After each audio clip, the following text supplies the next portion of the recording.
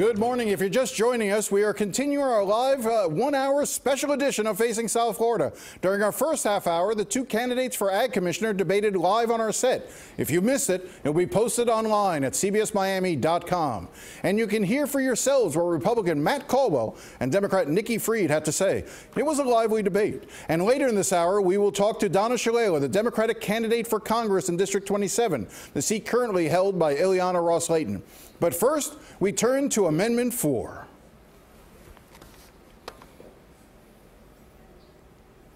This is a board of clemency. Okay? There's no law we're following. The law has already been followed by the judges. So we get to make our decisions based on our own beliefs. Earlier this year on HBO's Last Week Tonight, fact is, Florida is the disenfranchisement capital of America. John Oliver highlighted the arbitrary nature of the process felons go through to get their civil rights restored after completing their sentences. There's no standards. Each of us have the right opportunity to make a decision based on what we believe. This is a court of mercy. It's not a court. There's no, if you walk up and say, I deserve something, that's not how this works. There's absolutely no standards, so we can make any decisions we want. Florida is one of only 4 states in the country that do not restore a person's civil rights after they complete their sentence.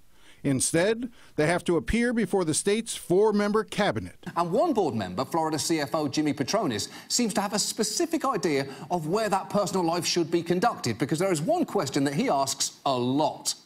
Y'all go to church? Y'all go to church? Y'all go to church together? Ma'am, where do y'all go to church? You go to church and go to church? Critics say the process is now so slow and convoluted, there is a backlog of tens of thousands of appeals.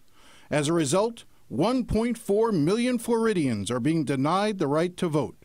Amendment 4 would change that by automatically restoring a person's civil rights after they have completed their sentence and paid whatever fines or restitution the court required.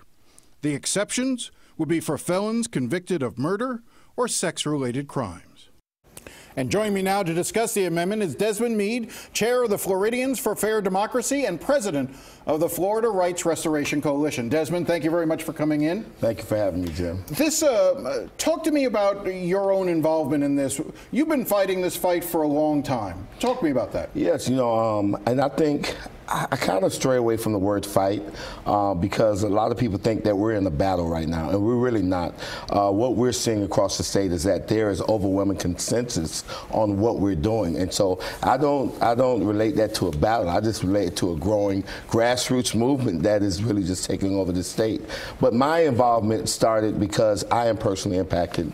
Because of drug addiction, I ended up on the streets, homeless and in jail, and eventually wanting to end my own life right here in the streets of South Florida. But God had other plans for me, and I was waiting for a train to come, but he held the train up, and I ended up crossing those tracks and checking myself into drug treatment, and then after that, moving in and living in Chapman Partnership. And while as a resident of Chapman Partnership, I decided to go back to school, and I enrolled at Miami-Dade College, and I did very well, and eventually I got accepted into law school at Florida International University College of Law. Now, can I? I'm gonna break the fourth wall a little bit and let the viewer at home know something about the inside workings of how we do this show.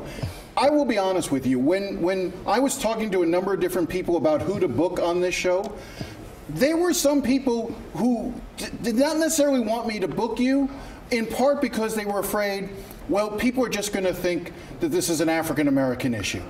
If I have you on as the guest. And that is the furthest thing from the truth. African Americans are disproportionately affected by this law. Yes. But the overwhelming majority of people who have had their rights denied to them after completing their sentence are whites and Hispanics. Look more like you, Jim. Look more like me. And here's another very interesting fact that a lot of people are unaware of. Approximately each year, the state of Florida convicts approximately 170,000 individuals of felony offenses. Now, these are 170,000 people that appear before a judge and the prosecutor who thoroughly examine their charges. And at the end, the judge and the prosecutor determined that over 75% of them does not even warrant being even sent to prison. All right, so now there is no organized opposition to this amendment. We looked around. I know that the Broward GOP, the Broward County GOP is opposing it. There's a group up in Palm Beach, the Trump Club, Palm Beach County. The president of that group, Joe Budd, sent me a statement. I want to put it up on screen now, and we can just sort of, let's see, where is it? We're going to get the Joe. There it is. We are a no on Amendment 4. We like the felony automatic. We don't like felony automatic restoration. Approaching before. Sorry, my eyes are gone. You can read it for yourself. Appearing before a parole board to determine if someone is ready for early release. Appearing before the panel allows for individuals to, sorry, you can see it for yourself. You got it right there. But the basic line that he said at the very end there that I found just fascinating was, my brother-in-law has had his voting rights restored. He states it took some time, but wasn't difficult. That's not the typical response. Well, at the beginning, I could tell you, Jim, that when I started this years ago, I found that same sentiment across the board, and it really boils down to whether or not people are really informed of how this system really operates. There's a natural assumption that a system is in place and that it works properly, but the reality is it doesn't. When you're talking about people like Howie, a guy who put his life on the line for this country, wrote a bad check and have to wait 30 years to get his rights restored. Obviously, something's not right with that picture. Then we have a hometown hero Leroy Jones. He's done exemplary work in this community, and he had to wait, 18 years to get his rights restored. You have groups who are supporting it, include the conservative Koch brothers, and they're behind it. They've been involved in prison reform. They think this is a necessary step. You have veterans groups, as you just sort of said. The Florida Conference of Catholic Bishops have come out in support of it. A number of church groups have, in fact, on both the right and the left, have come out in support of it. I do want to play one clip that we have. A few weeks ago, I interviewed Ashley Moody, who's running for Attorney General, and I asked her about Amendment 4, and let's play that conversation, and then you can respond to it. I support streamlining that process. There's an enormous backlog right now, and I've been on record and talked about the fact that we as stewards of the state need to make sure that when we have a process in place that we are being efficient with taxpayer money and making sure that if people are due hearings, they're given hearings. So I would work to streamline that process. I would also support automatic restoration for less violent, less serious crimes. So I just want to be clear. When it comes to Amendment 4, you'll be voting no? Amendment 4 allows crimes to be the rights for felons to be automatically restored, including armed robbery, kidnapping, aggravated assault. There are some crimes I think that will be automatically restored that I believe should include a more thorough hearing. Your response? Well, first of all, like I said before, a vast amount of people who have lost their civil rights have never spent a day in prison. That's number one. And I think number two is that our campaign has had the advantage of really being on the ground for years, speaking to voters from the Panhandle all the way to the Keys. And what the voters have told us through focus groups has been that, listen, they are embracing the language as it is. And on top of that, we had over 1 million voters that signed the petition, and that's what they're saying. They're saying that we believe in second chances, right?